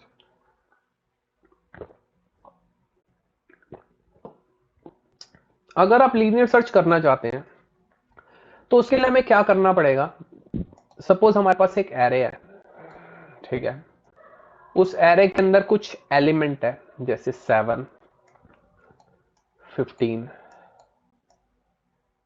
ठीक है, सॉरी 17 है, एरे 17, ठीक है, 3, ओके 9 25 और 18, ओके। ये एक एरे है और इसके अंदर बहुत सारे एलिमेंट्स हैं। अब आपको किसी ने बोल दिया कि इस पूरी एरे के अंदर सर्च करके बताओ 25 एग्जिस्ट करता है कि नहीं, 25 एग्जिस्ट करता है या नहीं। तो आप कैसे चेक करोगे, सिंपली हम क्या करेंगे, इस पूरे का एक लूप चलाएंगे। एल्गोरिथम कैसे बनेगी, इस पूरे का एक लूप चलाएंगे और हर एक एलिमेंट को कंपेयर करेंगे 25 से, क्या ये 25 है यहां पर, अगर है तो रिटर्न कर दो ट्रू, नहीं तो फॉल्स कर दो, है ना। आगे वाला चेक करो, इसके बाद यहां चेक करेगा क्या ये 25 है ये वाला एलिमेंट, तो अगर 25 होगा तो रिटर्न कर देंगे ट्रू, ब्रेक कर देंगे, और नहीं तो आगे कंटिन्यू कर दो फॉल्स करके। सेम ऐसे ये चेक होगा थर्ड, ठीक है, फोर्थ चेक होगा। अब 25 उसको जब मिलेगा, सपोज यहां पर फिफ्थ पे उसको 25 मिल गया, यही लूप ब्रेक हो जाएगा और आपका रिटर्न आ जाएगा ट्रू कि हाँ आपका हो गया। तो कैसे करेंगे, देखो यहां पर एक कंसीडर करेंगे एग्जांपल, ठीक है। स्टार्ट फ्रॉम फर्स्ट एलिमेंट, मतलब एल्गोरिथम कैसे चलेगी, फर्स्ट एलिमेंट से स्टार्ट होगी, मतलब 7 से, ठीक है। फर्स्ट एलिमेंट क्या है हमारा 7 है। Compare the current element with the target item, तो हम इसको कंपेयर करेंगे इससे, ठीक है, डबल इक्वल टू लगा के कंपैरिजन ऑपरेटर, ठीक है। इसके बाद if match found stop and return the index, अगर ये मिल जाता है तो हम इस यहीं पर ब्रेक कर देंगे और रिटर्न कर देंगे इंडेक्स। जैसे इसका इंडेक्स क्या है 0, एरे में क्या होता है इंडेक्स होता है ना, ये हो गया 0, ये हो गया 1 2, ठीक है 3 4 5, है ना। तो ये आपके इंडेक्स होते हैं, तो यहां पर हम इसके इंडेक्स को रिटर्न कर देंगे 0 को, मतलब इसका 0 इंडेक्स है, ये पहले इंडेक्स पे ही मिल गया हमें, ठीक है। इसके बाद अगर नहीं मिलता, if the end of the list is reach then print element not found. Third क्या है, if a match found then stop and return, अगर मिल गया तो रिटर्न कर दो, नहीं तो इसको एंड तक ले जाओ। जब एंड पे भी अगर उसको नहीं मिलता है, मतलब यहां पर भी उसको वो एलिमेंट नहीं मिलता है, तो प्रिंट कर दो क्या, एलिमेंट नॉट फाउंड। क्या प्रिंट करना है, एलिमेंट नॉट फाउंड, ठीक है। अब देखो यहां पर हमने क्या करा, एक फंक्शन लिखा है लीनियर सर्च का, ठीक है। वो बेसिकली क्या कर रहा है, फाउंड को रिटर्न करता है। फाउंड की वैल्यू या तो ट्रू होगी या फिर उसकी फॉल्स होगी, ठीक है। तो ट्रू और फॉल्स किस कंडीशन में होगी, देखो पहले हमने बाय डिफॉल्ट क्या रखा, इसको फॉल्स रखा, फाउंड को क्या रखा, फॉल्स रखा, ठीक है। और हमने क्या करा, बाय डिफॉल्ट उसको फॉल्स रखा। अब हमने एक फॉर लूप चलाया, ये कहां तक चलेगा, एन टाइम्स चलेगा। कितने टाइम्स, एन टाइम्स, जितनी लेंथ होगी सारी तो चेक करेगा, ठीक है। तो मान लो इसकी लेंथ, अगर सबकी लेंथ मिला के आपकी 6 है, जैसे इस वाली एरे में हमारी लेंथ क्या है, टोटल 6 है, 6 एलिमेंट है, तो लेंथ कितनी होगी 6, तो एन आपका क्या हो गया 6 हो गया, ठीक है। लेंथ कितनी होगी 6, मतलब एन आपका 6 हो गया। और ये एन टाइम्स मतलब 6 बार चेक करेगा, 6 बार लूप चलेगा वर्स्ट केस में, ठीक है। वर्स्ट केस मतलब खराब से खराब केस में, मान लो वो एलिमेंट सबसे लास्ट में है, मान लो ये वाला 25 सबसे लास्ट में है, तो उस कंडीशन में ये 6 तक तो चलेगा, उससे ज्यादा तो नहीं चलेगा, है ना। तो ये N number of times loop execute होगा, ठीक है। इसके बाद एन से ज्यादा नहीं होगा। इसके बाद हम ये पढ़ेंगे कि हम हर एक को कंपेयर करेंगे। तो देखो क्या कर रहा है, इन्होंने पहले एक लूप चलाया, ठीक है, कहां तक, एन नंबर ऑफ टाइम तक। इसको चेक कर रहे, इफ अगर फाउंड हो जाता है हमें तो लूप ब्रेक करके रिटर्न कर देंगे फाउंड ट्रू, ठीक है। नहीं तो एल्स की कंडीशन में क्या है, इफ आई इक्वल टू आई, मतलब ये अगर आपका फाउंड हो जाता है तो हम ट्रू कर देंगे और ब्रेक कर देंगे, नहीं तो हम क्या करेंगे, फाउंड को कर देंगे फॉल्स। फाउंड को कर दिया हमने यहाँ पर फॉल्स और रिटर्न कर दिया फाउंड, ठीक है। आई इक्वल टू एन का मतलब है, मतलब ये एंड, सबसे एंड वाले इंडेक्स पे पहुंच गया है, तो हम सबसे एंड वाले पे पहुंच गए, तो अब हम क्या कर देंगे, रिटर्न कर देंगे फॉल्स, क्लियर। तो बेस्ट केस मतलब पहले प्लेस पे आपको एलिमेंट मिल जाए, मतलब यहीं पर एलिमेंट मिल गया। वर्स्ट केस आपके सबसे लास्ट में चले गए, तब भी आपको नहीं मिल पाया, ठीक है। और एवरेज केस क्या होता है, n/2, n/2 मतलब इस पूरे के बीच में मिला, आपको यहाँ कहीं एलिमेंट मिल गया, या तो ये वाला मिल गया यहाँ पर, यहाँ या फिर यहाँ पर मिल गया, ठीक है। तो वो होता है average case. But average case की कंप्लेक्सिटी हम क्या कहेंगे, एन ही है, क्योंकि n/2 मतलब क्या है, एन ही तो है। मैंने बताया था ना एन की मैक्सिमम डिग्री क्या है, 1 है, ठीक है। तो आपका एन कंसीडर करा जाएगा उस केस में भी, ठीक है। इसके बाद अगला आता है सॉर्टिंग एल्गोरिथम, ठीक है। सॉर्टिंग एल्गोरिथम क्या होती है, किसी भी एरे को सॉर्ट करने के लिए सॉर्टिंग एल्गोरिथम यूज करी जाती है। सपोज आपको क्या करना है, एक एरे है वो अनसॉर्टेड है, मतलब उसमें कुछ भी एलिमेंट्स डले हुए हैं, बट वो अनसॉर्टेड है, कुछ नंबर डले हुए हैं, अनसॉर्टेड है। सॉर्टेड बेसिकली समझते हो ना, सॉर्ट असेंडिंग या डिसेंडिंग, ठीक है, वो सॉर्टिंग होती है। तो हम बेसिकली असेंडिंग करते हैं, छोटे से बड़ा सॉर्ट करते हैं, तो ये आपका सॉर्टिंग एल्गोरिथम करती है काम। तो सबसे पहले क्या करते हैं, sorting is like putting things in order, हम क्या कर रहे हैं, ऑर्डर में पुट कर रहे हैं चीजों को, ठीक है। Like arranging book on a shelf from the smallest to largest, ठीक है। तो हम ये अरेंज कर रहे हैं। In computer science sorting is a way to organize a bunch of information so it's easier to work with. तो हम सॉर्ट इसलिए करते हैं ताकि हम इजी इसमें काम कर सकें। There are two main type of sorting, दो टाइप की सॉर्टिंग होती है, इंटरनल सॉर्ट और एक्सटर्नल सॉर्ट। इंटरनल सॉर्ट क्या होता है, this is when all data can be fit into computer's memory, computer memory में सारा डेटा आ जाता है, तो हम उसको इंटरनल सॉर्ट बोलते हैं। एक्सटर्नल सॉर्ट क्या है, this is used when data is so large that can't all fit into computer's memory and needs to be stored in on a disk, मतलब उसको एक डिस्क में स्टोर करने की जरूरत पड़ती है। ये आपकी एक्सटर्नल सॉर्ट हो गया। इसके बाद we will focus on internal sorting. है हम यहाँ पर इंटरनल सॉर्ट की बात करें क्योंकि सारा काम हम सिस्टम की मेमोरी के अंदर ही कर रहे हैं, ठीक है। As arranging a deck of card, जैसे एग्जांपल समझ लो कि हमें कार्ड को अरेंज करना है, ठीक है, तो वो हम इंटरनल सॉर्टिंग में आते हैं, ठीक है। And there are different method for like bubble sort, insertion sort, selection sort. तो हमारे पास बहुत सारे एल्गोरिथम है सॉर्टिंग की। बबल सॉर्ट होगी, इंसर्शन सॉर्ट होगी, सिलेक्ट सॉर्ट होगी, है ना, एक मर्ज सॉर्ट होती है वही आपकी, और एक होता है आपका क्विक सॉर्ट भी होती है, ठीक है। ऐसी बहुत सारी हमारी सॉर्टिंग होती है, तो हम देख लेंगे वो।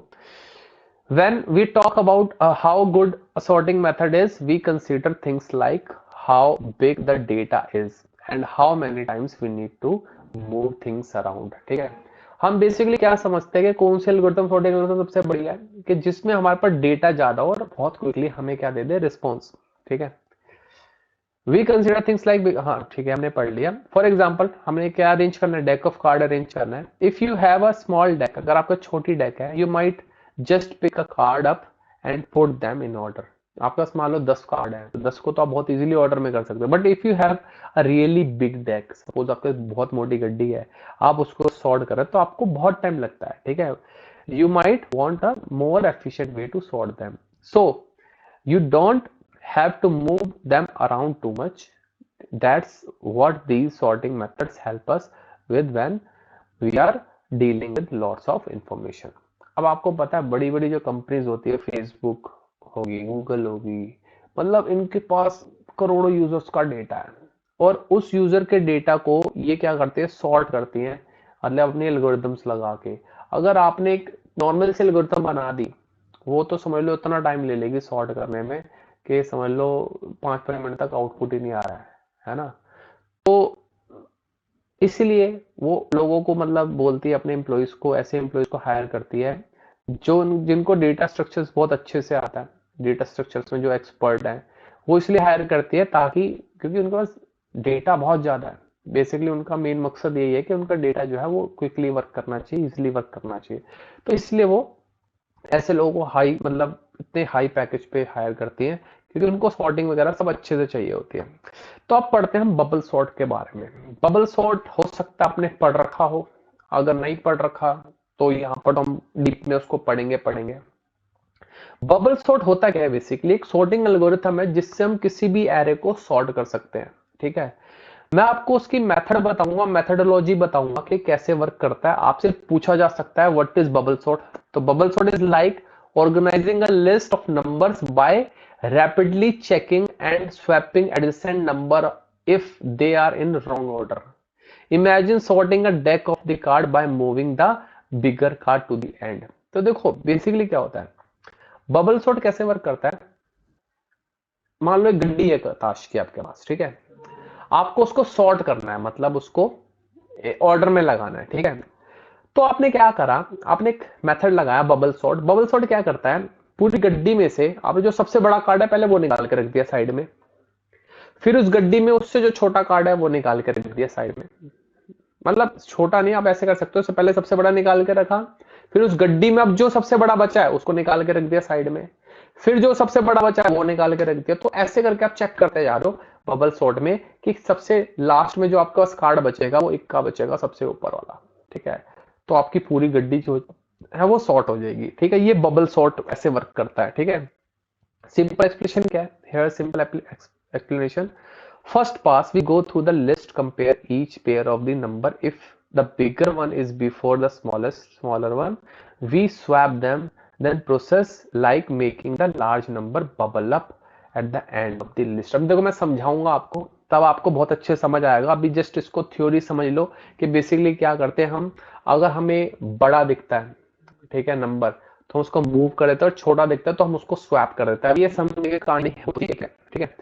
Second, now the biggest number is the correct place at the end, we repeat the process for the remaining numbers. Third, we keep doing this until all number are in order. ठीक है, simple सा है, मैं आपको logic बताता हूं। अब main मुद्दे पे आते हैं, ठीक है। रूल क्या कहता है? रूल कहता है अगर नेक्स्ट एलिमेंट जो है वो लेस देन है बबल एलिमेंट से, तो स्वैप कर दो, else make the next element bubble element. अगले एलिमेंट को क्या बना दो? बबल एलिमेंट बना दो। अब देखो ये बबल क्या है, कैसे स्वैप करना है, ये पहले थोड़ा समझ लेता है कहानी कि है क्या ये, ठीक है। तो मैं यहां पर सिंपल सा एक मान लो एरे बना देता हूं ताकि आपको बहुत इजीली समझ आ जाए, ठीक है। सपोज हमारे पास कुछ एलिमेंट्स हैं, ठीक है। एग्जांपल बताता हूं, इनमें मैं डाल देता हूं 3 3 6। तो हम बना रहे हैं यहाँ पर एक लाइन, और एक लाइन बना देते हैं यहाँ पर कहीं, ठीक है। एक लाइन बना देते हैं यहाँ पर,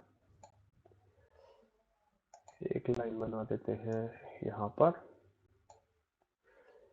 एक लाइन बना देते हैं यहाँ पर। देखो अगर आप ये पूरी यूनिट देखते हैं ना, तो पक्का एक क्वेश्चन तो बबल सॉर्ट का करके ही आओगे किसी भी हालत में, ठीक है। इसमें फर्स्ट पास सेकंड पास पूछते हैं आपसे, तो आप पक्का उसको करके ही आओगे अगर ये आपने पूरी वीडियो देख ली, है ना। तो इसमें इधर कुछ एलिमेंट डाल देता हूँ। अभी ये अनसॉर्टेड वे में है, ठीक है। जैसे पहला है 23, तो इसको मैं कर देता हूँ थोड़ा छोटा, इतना, ठीक है ना। ये आपका 23 है पहला एलिमेंट, ओके। दूसरा एलिमेंट क्या है आपका? दूसरा आपका 18, ठीक है। तीसरा क्या आपका एलिमेंट? 15, ओके। चौथा एलिमेंट क्या है? 37। पांचवा एलिमेंट क्या है? 8। और छठा एलिमेंट क्या है? 11, ठीक है। देखो अब हमें क्या करना है, इस पूरे को सॉर्ट करना है, ठीक है। इस पूरे एरे को हमें क्या करना है? सॉर्ट करना है। तो हमें ये दो रूल बहुत रिक्वायर्ड होंगे, बहुत काम की चीज है दोनों रूल। ये दोनों रूल मैं उठा के यहां लिख देता हूं, ठीक है। इधर लिख देते हैं ये दोनों रूल,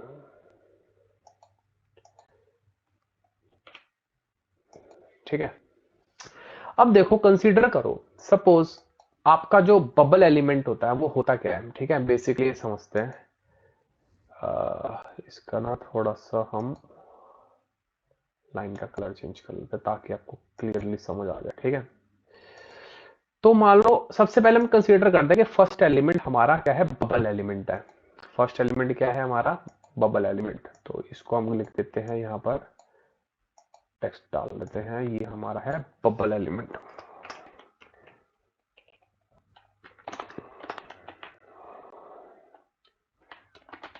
ठीक है। तो बबल एलिमेंट हमारा क्या होता है? जो हमारा स्टार्टिंग में जब हम एल्गोरिथम को स्टार्ट करते हैं, तो हमारा फर्स्ट एलिमेंट क्या होता है? हमारा बबल एलिमेंट होता है, ठीक है। अब हम इसको कंपेयर करेंगे बाकी सभी एलिमेंट से, जितने भी एलिमेंट बचे हैं उन सभी से हम इसको कंपेयर करेंगे। अब कैसे कंपेयर करेंगे? देखो सबसे पहले हम 23 को कंपेयर करेंगे 18 से, ठीक है। अब देखो हमारे पास दो सिनेरियो हो सकते हैं, तो इससे छोटा होगा या बड़ा होगा, ठीक है। तो अगर मान लो 18 जो है, मतलब जो नेक्स्ट एलिमेंट है वो बबल एलिमेंट से क्या है? छोटा है। देखो 18 छोटा है 23 से, है ना। तो हमें क्या करना है? उन दोनों नंबर्स को स्वैप करना है। क्या करना है? दोनों नंबर्स को स्वैप करना है। अब स्वैप का मतलब क्या है कि ये 23 यहां पर आ जाएगा इस पोजीशन पे, और 18 जो है वो यहां आ जाएगा इसकी पोजीशन पे। क्लियर? देखो एग्जांपल में एक बार दोबारा से समझा देता हूं। इसको मैं एक कॉपी कर लेता हूं, एक बार रुको। इनको मैंने कॉपी करा और इसको यहां इसके नीचे डाल दिया, ठीक है।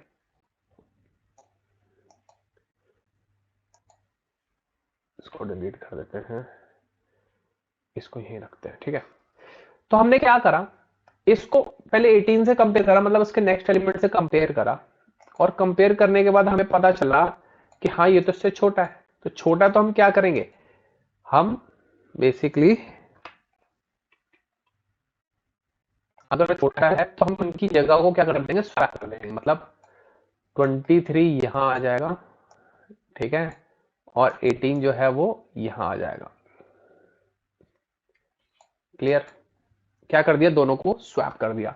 किस कंडीशन में, अगर नेक्स्ट एलिमेंट बबल एलिमेंट से छोटा है तो क्या कर देंगे, स्वैप कर देंगे, ठीक है। कंडीशन समझ आ गई, ठीक है। दूसरा में क्या करना है, हम दोबारा से करते हैं इसको सिलेक्ट, ठीक है, और इसकी दोबारा से कॉपी बना लेते हैं। नीचे हमें बहुत सारी कॉपीज चाहिए होगी क्योंकि ये प्रोसेस लगातार चलता रहेगा, ठीक है, काफी आगे तक चलेगा ये प्रोसेस। अब इसको नेक्स्ट वाले से कंपेयर करते हैं अगेन, तो क्या 15 से छोटा है, हाँ छोटा है, तो हम क्या कर देंगे, उसको स्वैप कर देंगे। तो अगेन हम क्या करेंगे, स्वैपिंग करेंगे। तो ये वाला नंबर उठाया, इसको यहां डाल दिया, इसका बबल अभी भी ये बबल इसी पर है, ठीक है, ध्यान रखना, और ये वाला एलिमेंट यहां आ गया, ठीक है। इसके बाद हम क्या करेंगे, दोबारा से नेक्स्ट वाले के साथ कंपेयर करेंगे इसको।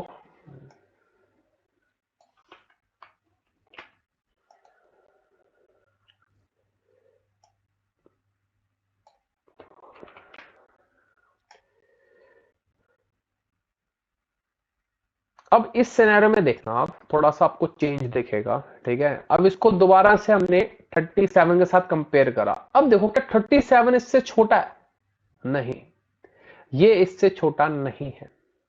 तो अगर ये इससे छोटा नहीं है तो उस कंडीशन में 23 की जगह 37 बन जाएगा बबल एलिमेंट।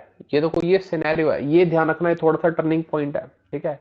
अभी तक हम क्या करते आ रहे थे, अभी तक हम कर रहे थे स्वैप, ठीक है। यहां क्या करा हमने, स्वैप करा।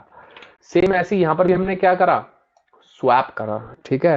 सेम ऐसे ही यहां पर हमने क्या करा, चेक करा, बट स्वैप नहीं करा, हमने क्या करा, चेंज बबल एलिमेंट।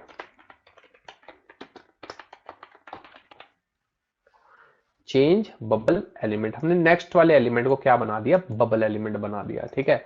अब सेम हम यही प्रोसेस अब आगे कंटिन्यू करते जाएंगे जो हम कर रहे हैं अभी तक, ठीक है। दोबारा से इसको कॉपी पेस्ट, ओके। दोबारा से हम चेक करते हैं क्या नेक्स्ट एलिमेंट इसके आसपास भटक रहा है, ठीक है। दोबारा कंपेयर करेंगे, नेक्स्ट से तो छोटा है तो हम क्या कर देंगे, इसको स्वैप कर देंगे, सिंपल,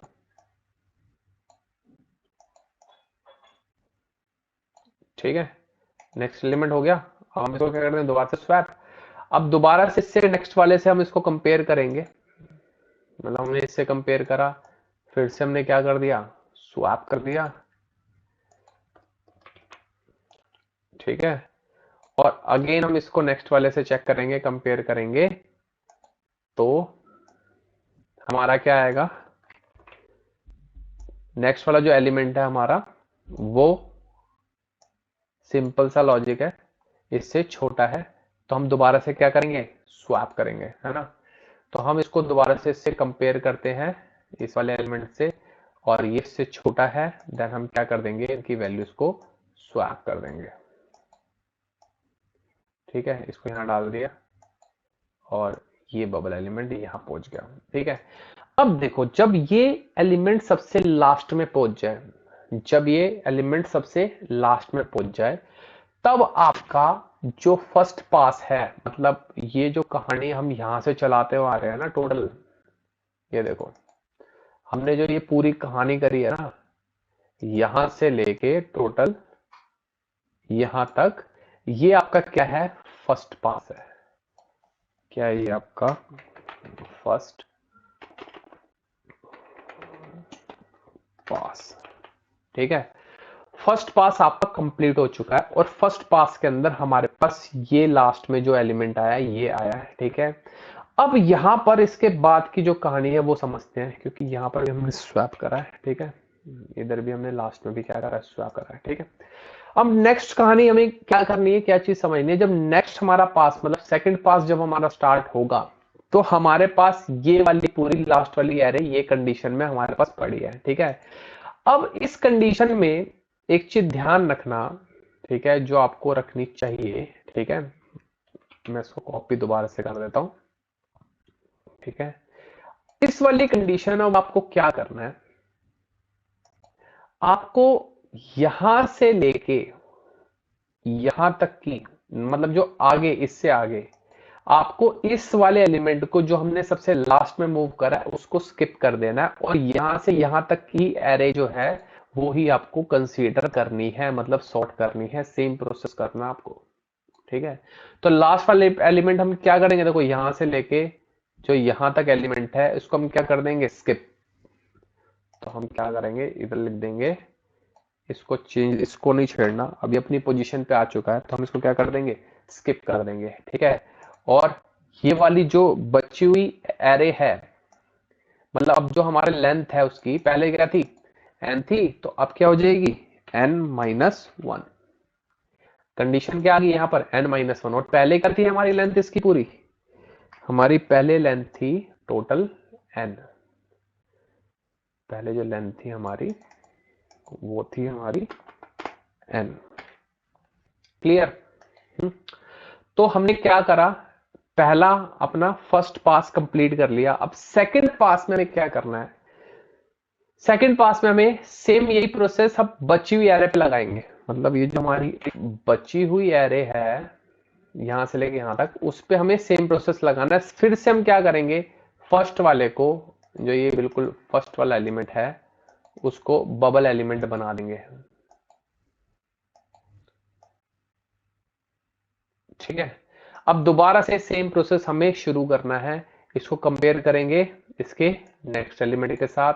छोटा है तो क्या होगा, स्वैप होगा, और बड़ा है तो क्या करेंगे, हम उसको बबल एलिमेंट बना देंगे, ठीक है। तो सेम कंडीशन देखो यहां पर आपको दिख जाएगी, ठीक है। फर्स्ट पास हमारा कंप्लीट, देखो कुछ ऐसा ही दिख रहा है आपका फर्स्ट पास, इधर से कंपेयर करो इसको ये वाली टेबल से, ठीक है। ये देखो सबसे लास्ट वाली मैच करते हैं, 18, 15, 23, 8, 11, 37 बिल्कुल परफेक्ट हमारा फर्स्ट पास हो गया, ठीक है। सेकंड पास में हम क्या करेंगे, देखो सेम प्रोसेस, 18 को 15 से कंपेयर करा, छोटा है तो स्वैप कर दिया, है ना। फिर इसको 23 से करा तो ये बड़ा है, तो 23 को हमने क्या बना दिया, बबल एलिमेंट बना दिया। इसके बाद 23 को 8 से कर कंपेयर, छोटा है तो 8 को यहां ले गए, 23 को आगे ले गए।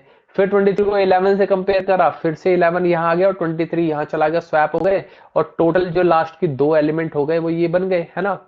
इसके बाद अब जो कंसीडर करेंगे हम बची हुई एरे, मतलब यहां से लेके यहां तक जो बची हुई एरे है वो कंसीडर करेंगे।